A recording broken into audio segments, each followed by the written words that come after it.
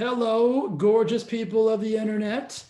Welcome to another episode of the Thrive Forever Fit Show. I am your host, Jay Nixon, and today is day number 2 of 12 days of gratitude. And today I am bringing to you the most special person in my life, the person that I am most grateful and thankful for in the world, my significant other, Lori. If you've listened to this show at all, you know Lori. You've heard me speak about her at volumes. I give her the credit for my success, my evolution, and my being as it is today. Her and my mother, of course. And a special sneak peek, you might hear my mom on this version of 12 Days of Gratitude. If I can talk her into it, we'll see.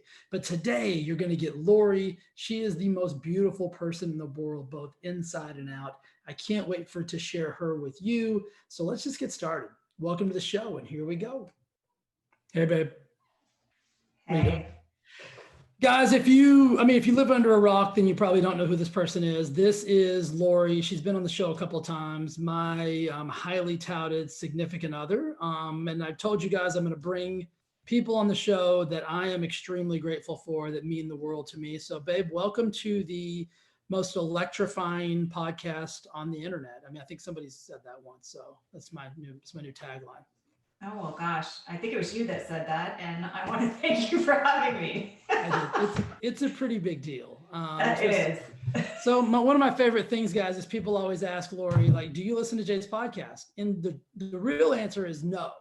But the other answer is she does, because she says that I'm so loud whenever I do the podcast that she can hear me all over the house. So, oh, yeah, I can be in any room in the house and I hear Jay's podcast. So for those of you that are wondering if I listen, yes, I do. And it's like being in an amphitheater. It's amazing. So you guys have heard me banter, and you guys know how much love and respect and admiration and gratitude I give to Lori for all of my success. But today's not about that. Today's about asking her a couple of key questions. You guys know what the 12 Days of Gratitude is about by now. It's about bringing on people that I love, people that I respect, people that I have immense gratitude for, and asking them two simple questions. Number one, babe, how have you found gratitude during such an extremely chaotic time? And the second question will be, I'm going to give them both to you just in case you want to banter and elaborate. The second question is, how has that gratitude served you this year? Okay, so how have I found gratitude during such a crazy year? Well, I think it's great that you're doing this, first of all, because we've all been on this incredible roller coaster of hope and despair, hope and despair. So I've had those moments, but I would say that I found gratitude in slowing down. I tell everybody that, gosh, what I realized is Jay and I were both so busy for so long. I think a big part of our conversations on a daily basis was, hey, babe, how was your day? Good, how was your day? And then go to bed. And when you are forced to stop everything that you're doing, basically, and sit in your backyard for 3 months, you have deeper conversations. So I found gratitude in those deep conversations. I also have to say nature, like when you and I would walk to the gym. So definitely, I feel like I can see every ridge on the mountain and every ant on the ground. And I love nature. So I had the time to acknowledge, absorb, and see all of those amazing things. And then I got to work out with you every day, which was good. I feel stronger than I ever have. And for those of you guys listening in, I didn't love it the first 3 or 4 days. I felt like I was tortured and abused. And then all of a sudden my friends started saying, oh, your arms look really good. And it was good. If I have gratitude for getting in good shape during this crazy year, 2020. So you, Rudy, nature, exercise, slowing down, conversations, and gosh, that's pretty much it in a nutshell. Before you answer the second half, and I'll reiterate what that is, I'll tell a quick going on a walk with Lori story. It's like going on a walk with Ansel Adams. And I don't know if he took photographs. So every bush we pass, every rock we pass, if the sun moves a half an inch on the sunrise, she's like, hey, hold my water. She probably has 1,000 photos of just from our daily walks. And I'll even tell you guys something that we've done to try to keep that momentum going, even though now we're both sort of back to work. I wouldn't say it was in the fashion that we're used to, but we're both taking 1 day a week off from going to our physical studios and actually going for a walk in the morning together and spending that quality time together, like we did during the beginning of the lockdown. So that's something that I'm extremely grateful for, that we've continued that momentum and that trend. So that would be my suggestion to some of you guys. If you find yourself now drifting away from things that you loved about spending more time with your significant other or chats with your kids or things of that nature, make sure you're still programming those into your lives.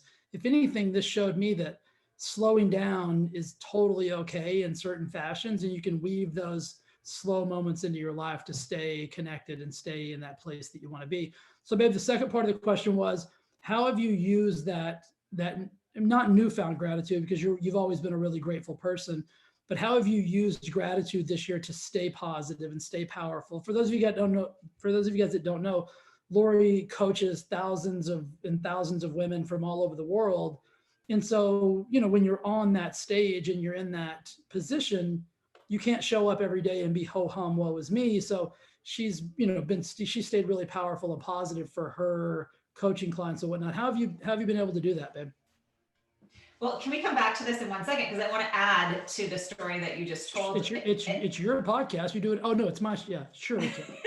Well, no, just going back to what you said, I think that people look at this time as they have to sacrifice, and they're using it as sacrifice is such a downer of a word. And those walks that we went on in the morning were a sacrifice. Because my gosh, our date night was Mastro's every Saturday night with fancy food and amazing cocktails and meeting people at the bar and in the restaurant that we became friends with, and the bartenders and the other people that work there. But this sacrifice, that's our new date day, being out in nature and then going to the grocery store after. And honestly, that brings me just as much joy. I miss Mastro's and the people there. So look at what you've had to sacrifice and what you've turned it into. And I bet you'll find gratitude in that, your new norm. So how have I used my gratitude to keep me sane?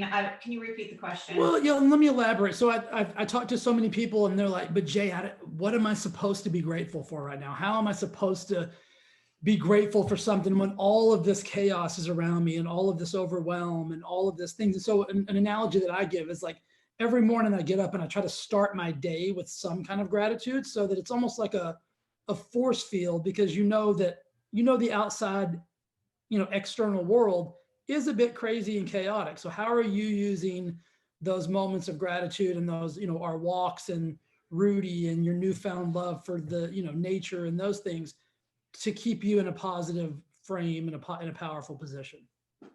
Well, I think that like I said, I'm starting to feel gratitude towards what I viewed in the beginning as being a sacrifice. I also have really, what's fueling me right now is the gratitude that I feel towards being able to erase some of my tolerations. I know you joked the other day that I should wear a sign that says "Has Dyson will travel." Like, I mean, it's propelling me this time to get these little things done around the house that I never had time to do, like vacuum cleaning and cleaning the windows on a ladder, which you hid. I don't know if you were scared or you were scared that I was going to ask you to help me. Oh, the step ladder? Yes. Oh, I probably just put it back in the right place. No. I'm talking about when I was out cleaning the windows, you disappeared. Oh, I was in my office and I'm like, is that a power drill?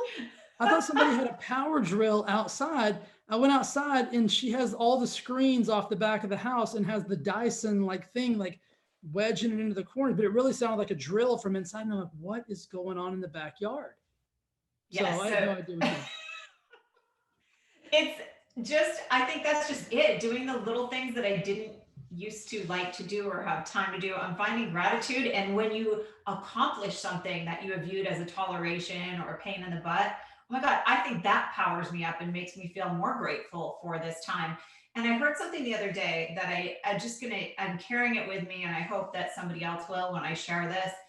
I heard Dr. Christina Northrup, who talks a lot about women's wisdom and our bodies, say it's okay right now to feel like you're in a cocoon. And I think we've kind of turned our house into this cocoon, right? Like, take the time that we are forced to be in our homes and use it as a cocoon. So you come out of this actually looking and feeling like a butterfly. And I think, Jay, that you show up for your people in such a beautiful way that if you're paying attention to Jay or anyone else you view as a mentor or a leader or an inspiration, then you're going to come out of this time with a lot of gratitude of who you've been able to turn into, that cocoon that's turned into a butterfly. That's beautiful. Cocoons, butterflies. I mean, we didn't know we were going to go this deep, guys, but this is just what happens. Lori and I could definitely do this for hours on end. So, babe, I promised the peeps I would try to keep these short, and I value your time as a busy professional. So, thanks for being on the show. What parting words of wisdom would you leave the beautiful people of the Thrive Forever Fit Show? Again, the most electrifying podcast on the internet, as quoted by its host, Jay Nixon. I would say to just keep reminding yourself that this is not going to last forever. It's not going to last forever. But also, just get up in the morning and do your gratitude. What do you teach them to do? The 3 gratitude. Yeah, just write down 3 things you're thankful and grateful for. Just start your day with like rewiring your brain to like think positively. And you know, if there's anything that pops up on that gratitude list, accomplish it, right? Like maybe you're foreshadowing this gratitude that you're going to have if you do this. Use this time knowing it's not going to last forever. Use it wisely so you don't step back into our new normal, which is right around the corner, with any regrets. Gosh, it's awful living with regrets. And you have this time. It's a beautiful time to do what you need to do the things that you've been putting off, and take advantage of it in a good way. Don't look at it again like it's such a sacrifice. That would be my wrapping it up advice to everybody listening. I love that. I'm going to leave it with something that you shared with me the other day that you heard on another podcast. So Jim Rohn is a famous business coach from, I mean, Jim, maybe if Jim's not still alive, but if he was, he'd still be doing what he was doing. And he has a famous quote, and it basically goes like this. He says that all humans will pay 2 prices of pain. You'll either pay the pain of discipline or the pain of regret. And then he goes on to say that the pain of discipline weighs ounces and the pain of regret weighs tons. So I thought that was really profound. If you think about that, a little bit of discipline weighs a few ounces. Maybe it's challenging. Maybe it's something you struggle to do at first, but then you get better and better and better and better at it. And then that discipline becomes your new habit.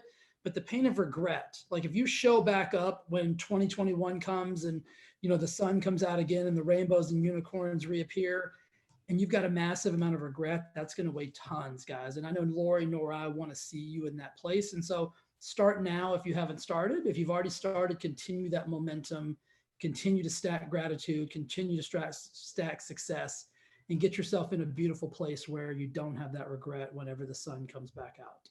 Yeah, let's wipe the board clean of the shoulda, coulda, wouldas. Let them go, do them now, use this time wisely, and you will come out actually probably being grateful for the time that we were allotted to stay at home and center and get stuff done.